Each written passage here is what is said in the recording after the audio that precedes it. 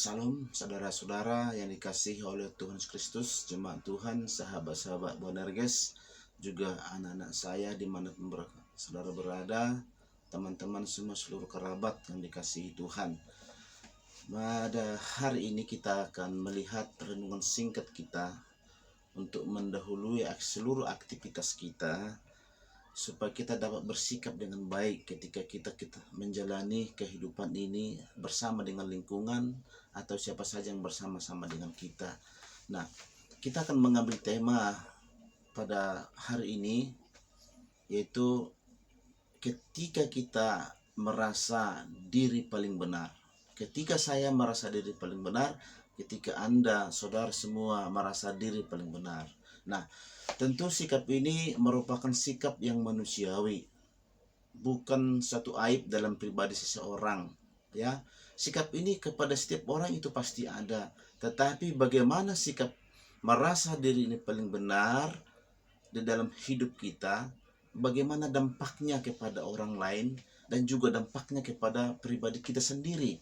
Nah, sikap diri paling benar itu menjadi hal yang sangat positif, yang sangat baik jikalau kita melakukan aksi atau tindakan perbuatan yang sesuai dengan kebenaran kita, ya. Kebenaran kita tentu dalam kebenaran firman Allah, bukan kebenaran pandangan sepihak kita.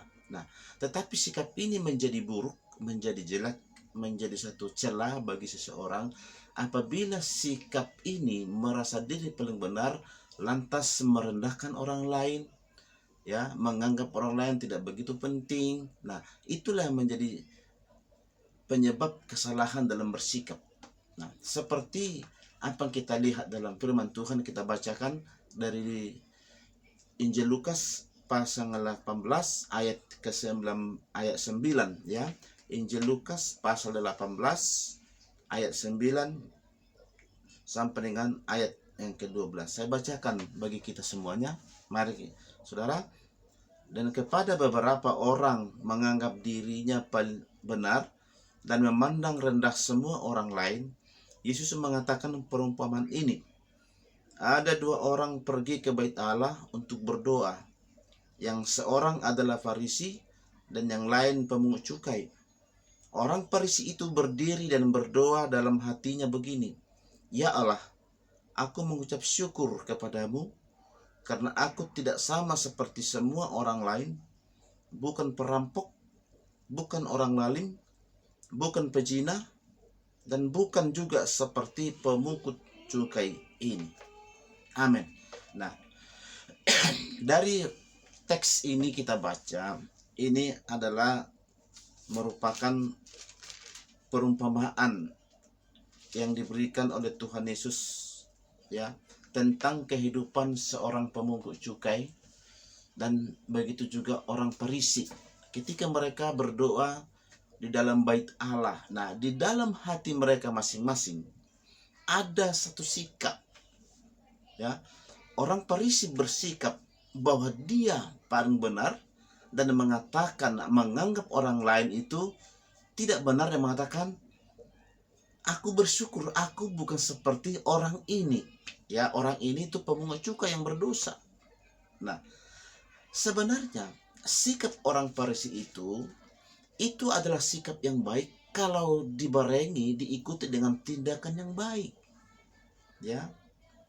Sikap orang Farisi ini akan menjadi tercela apabila tidak ada perbuatan yang baik mengikutinya.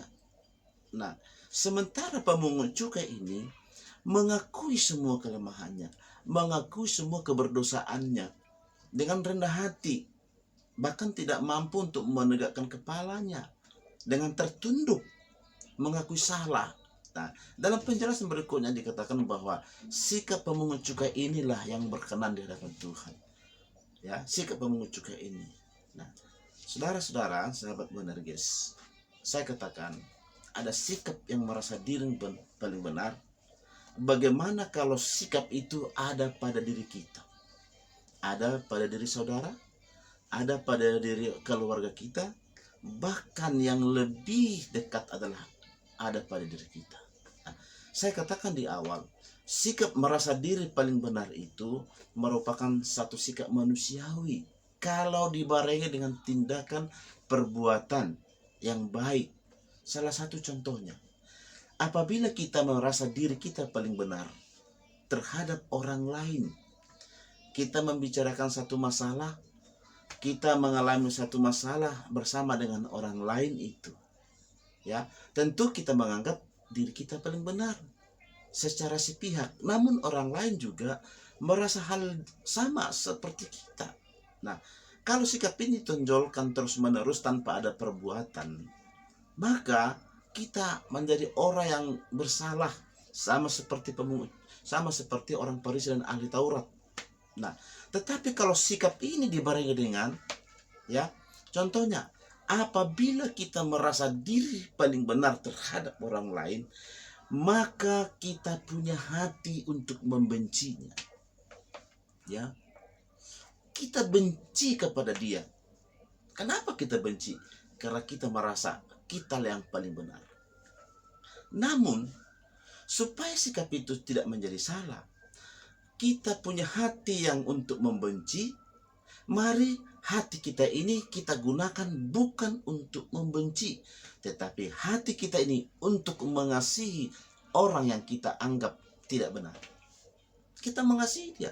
Kalau betul-betul saudara merasa paling benar dan orang itu tidak benar, oke lah, ya, oke lah sifat itu. Tapi mari kita jangan membenci dia, tapi mengasihi. Tujuan apa? Supaya kita dapat terus berkomunikasi dengan baik dengan dia, mengasihi dia, tidak mengingat-ingat masa lalunya, kesalahannya, perbuatan yang jelek itu. Kita perlu ingat itu, tapi justru kita mengasihi, ya. Dan yang kedua, jikalau kita merasa paling diri benar oleh karena kebencian hati dan emosi yang memuncak, kita punya tangan, ya. Kita punya tangan. Saudara tahu punya tangan. Kalau seorang benci dan mengekspresikan kebencian, memukul, ya, memukul. Tetapi sebagai orang percaya yang merasa diri paling benar, gunakan tanganmu bukan untuk memukul, ya. Gunakan tanganmu bukan untuk memukul, tapi gunakan tanganmu untuk menolong, mengangkat dia, menarik dia dari kesalahannya, ya, membantu dia. Gunakanlah tangan itu untuk menolong dia kalau kamu benar-benar merasa benar. Nah, itulah membuktikan kita itu menjadi orang yang benar. Dan yang ketiga, saudara punya kaki. Ketika kita merasa sikap diri kita paling benar, kita punya kaki. Buat apa kaki? Ketika kita merasa paling benar, menendang dia, ya, menjauhi dia, pergi menjauhi dia, karena kita punya kaki, ya. Tetapi ketika kita merasa sikap kita paling benar, hidup kita paling benar terhadap orang lain, gunakan kaki ini berlutut di hadapan Tuhan, minta ampun atas sikap kita kurang baik, ya. Berlutut di hadapan Tuhan, berlutut di kaki Yesus yang membuat kita bersukacita. Itulah sikap yang benar ketika kita merasa diri paling benar. Jadi semua anggota tubuh kita itu untuk merugikan orang lain, kita gunakan untuk kemuliaan Tuhan. Dan berikutnya, ketika kita merasa diri paling benar dan tidak mau dipersalahkan, kita punya mulut, ya. Kita punya mulut untuk apa? Mencaci, memfitnah, memaki orang-orang yang kita anggap bersalah terhadap kita. Tetapi kalau kita sebagai orang percaya yang merasa diri kita paling benar, gunakan mulut bukan untuk mencaci, bukan untuk membuli, bukan untuk menzolimi, tetapi gunakan mulut untuk mengucapkan berkat atas dia. Kita berkata, Tuhan berkatilah dia, ampunilah kesalahan saya, ampunilah kesalahan dia. Nah, dengan cara seperti ini ketika kita merasa diri paling benar, ya, maka inilah yang terbaik. Jadi buktikan kamu paling benar dengan membuat satu perbuatan yang berguna untuk memperbaiki kelakuan, kesalahan orang yang kita anggap salah. Bukan memukul, bukan menendang dia, bukan berlari menjauhi dia, bukan mencaci, ya. Tetapi semua kita gunakan anggota tubuh kita ini, bahkan pikiran kita, mulut kita, untuk tujuan perbaikan terhadap diri kita, juga terhadap orang lain. Itulah sikap yang benar ketika kita merasa diri kita benar. Nah, saudara-saudara, sahabat Boanerges yang dikasihi Tuhan Yesus, tidak ada manusia yang tidak berdosa. Semua telah kehilangan kemuliaan Tuhan. Tidak ada manusia yang sempurna melakukan kebenaran. Tetapi itulah yang disebut anugerah bagi kita. Tapi jangan ada orang yang menyalahkan anugerah itu dengan sengaja berbuat kesalahan. Nah, sahabat Boanerges, teman-temanku semua dimanapun kita berada, baik di jalanan kita satu aspal, ya, satu pekerjaan, baik dalam rumah tangga kita, posisi kita sebagai kepala rumah tangga atau sebagai saudara, mari bersikaplah yang baik terhadap diri kita, juga terhadap orang lain. Sekali lagi saya katakan, jikalau Anda merasa diri paling benar, jangan mencaci, tapi memberkati, mengucap syukur, meminta berkat kepada Tuhan atas orang itu. Jangan memukul, tetapi menolong. Jangan menjauhi atau menendang, tetapi gunakan kakimu untuk berlutut di hadapan Tuhan. Itulah sikap yang top, yang benar di hadapan Tuhan. Demikianlah renungan kita pada hari ini. Saya ucapkan selamat beraktivitas, selamat berjumpa kembali di kemudian hari. Shalom, damai sejahtera bagi kita semua. Amin.